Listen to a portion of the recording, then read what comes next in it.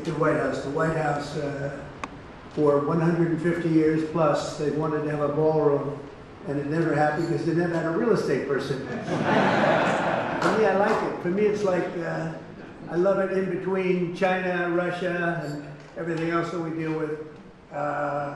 It's going to be a great ballroom. It's going to be a great ballroom. As an example, this has really been the ballroom for many years, and it holds 100 people, of which we have 125 today, I'll tell you.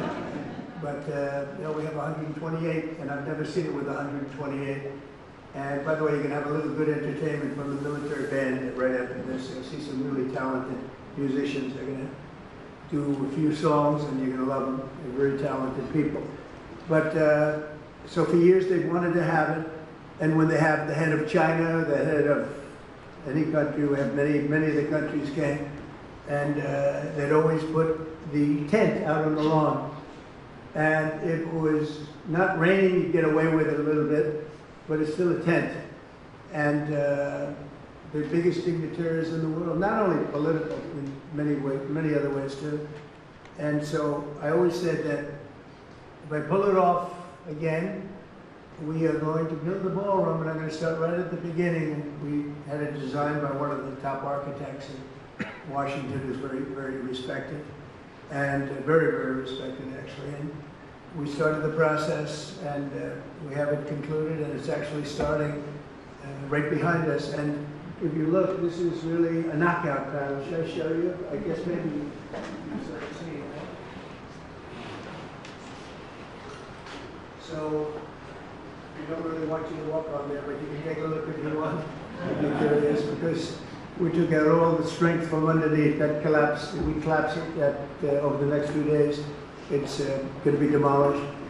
Everything out there is coming down, and we're replacing it with one of the most beautiful ballrooms that you've ever seen. And you have some pictures, and basically it's right here. Here's your White House. Here's the West Wing, and here's the East Side, which has been tinkered with for years and years and years. And they had originally a very beautiful building.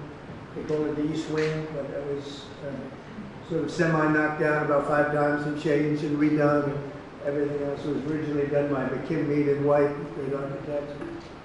And so that came down, and mostly it's taken down already. And we've started excavation. I'm very good at building things on time, on budget, that I can tell you. You're not going to see, like the Fed, where they're up to $4 billion or something to paint some walls. It's the craziest thing I've ever seen. This guy, he's too late. He should have been too late with that one, not done it. It would have been done. It didn't need to be done. He could have painted the ceilings. They ripped down a gorgeous ceiling like this. And then they said, we have a problem. Now we have to put one up. How do you do a ceiling like this? And they're way over budget. They decided they wanted to do a basement, but unfortunately the basement is right next, you're right next to the Potomac. And when we went down, they should have stopped immediately because they should have known. But they have a little thing called the Potomac River where the basement is. But they said, we're going to get it done anyway, so you build what's called a reverse bathtub. And it's not that uncommon, but it is actually a reverse, you seal it. The problem is nature always wins. I know a lot about reverse bathtubs. I've done it. And it's something you only do in emergency. There was no reason to do it there. They could have actually, if you think about it, they could have added 3 floors on top, and it would have cost about $2 billion less. So they ended up in this disaster of building a basement in the Potomac River and keeping the water out. It's very hard to do as you're pouring your concrete, which has to be dry.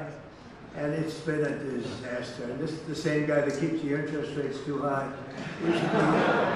We should be much lower in interest. We're doing so well, but we would have been, as good as that is, even better. I don't think it's affected us much. You can't. We have an all-time high stock market.